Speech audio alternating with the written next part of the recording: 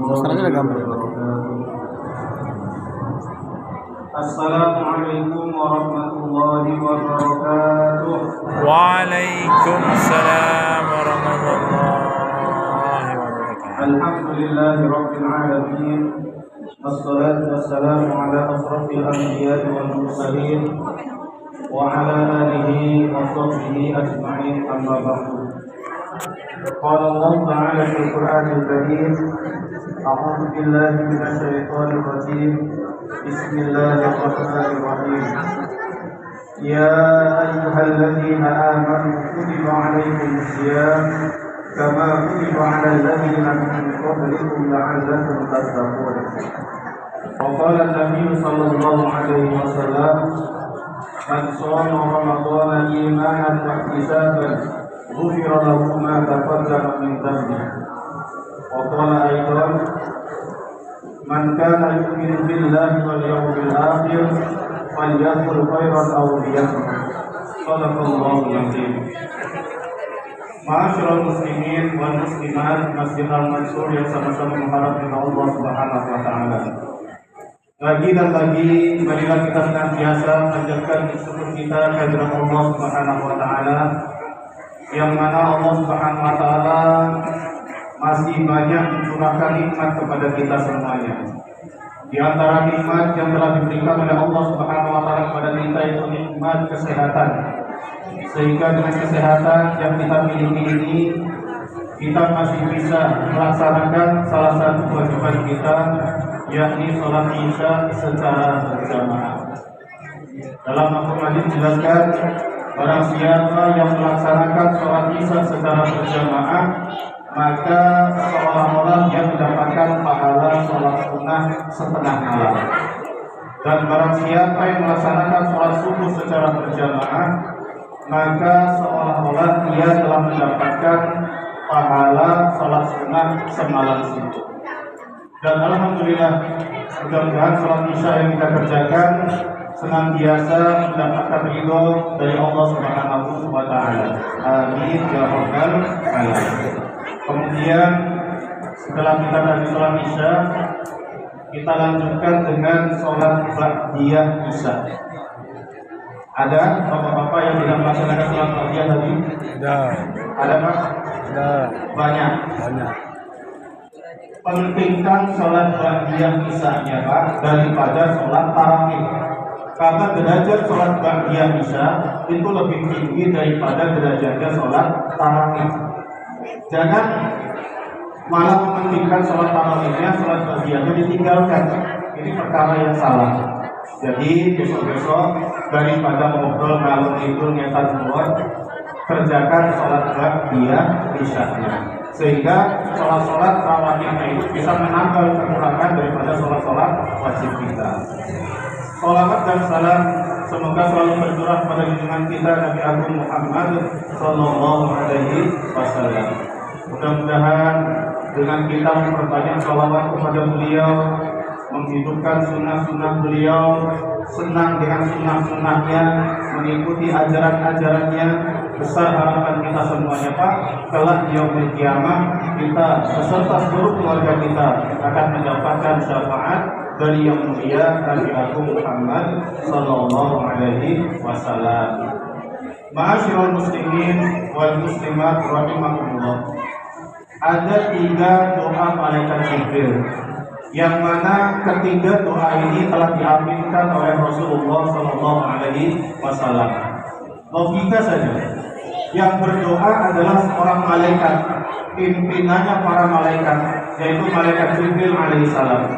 Dan yang mengaminkannya adalah seorang nabi, penghulu seluruh nabi, yaitu Nabi Muhammad Sallallahu Alaihi Wasallam. Kira-kira Pak, doanya itu akan dikabulkan atau tidak?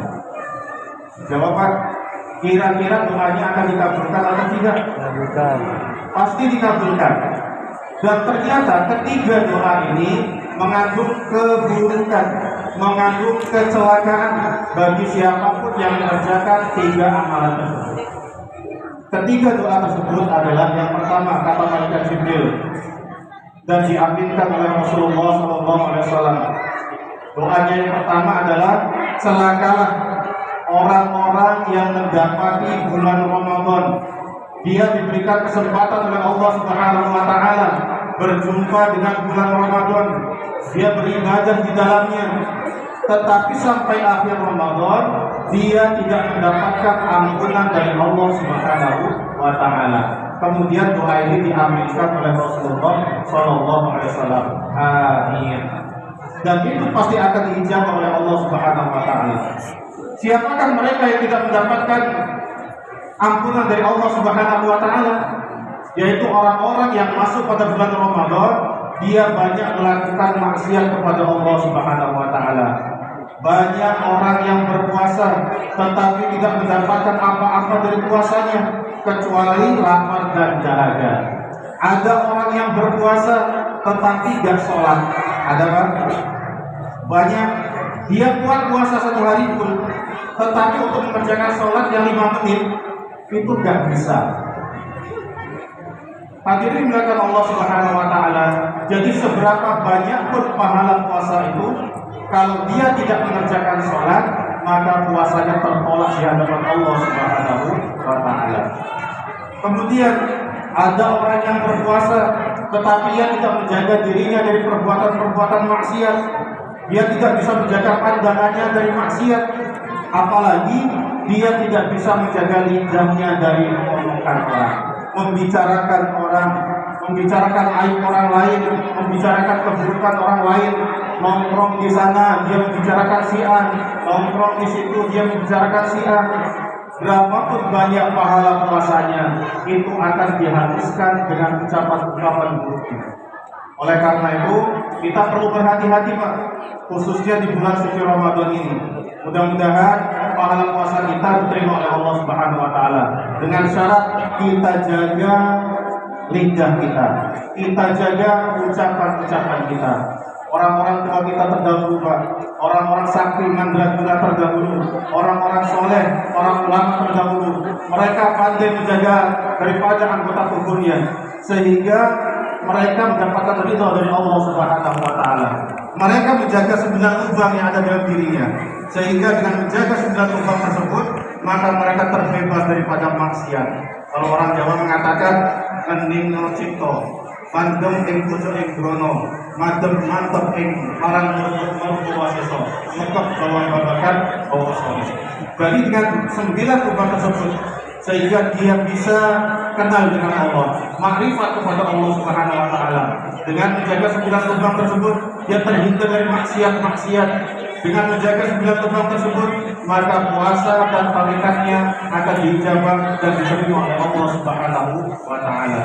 Hadirin dimuliakan Allah Subhanahu wa taala. Bulan puasa ini adalah bulan yang penuh berkah, sehingga siapapun yang memasuki bulan puasa tersebut maka akan dimuliakan oleh Allah Subhanahu wa taala. Ciri orang yang mendapatkan kemuliaan di dalam bulan puasa adalah ketika dia sudah menyelesaikan ibadah Ramadan, ketika sudah berada di luar bulan Ramadan, maka dia akan merasa lebih baik. Dia akan lebih baik daripada sebelumnya. Dia akan merasa lebih baik di hadapan Allah Subhanahu wa taala. Setiap tingkah lakunya akan mendatangkan ridho dari Allah.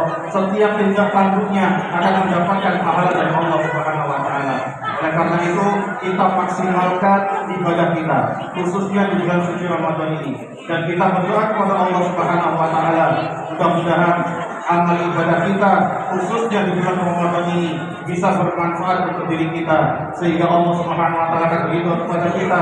Setiap amal perbuatan kita akan dinilai ibadah oleh Allah, sehingga kita akan mendapatkan rahmat oleh Allah Subhanahu wa taala. Untuk yang kedua dan yang ketiga, insyaallah pertemuan yang akan datang, supaya tidak memakan waktu yang lama. Mudah-mudahan ada hikmahnya. Kita akhiri dengan doa kifaratul majlis. Subhanallah bihamdihi, subhanakallahumma wa bihamdika, asyhadu an la ilaha illa anta, astaghfiruka wa atubu ilaik.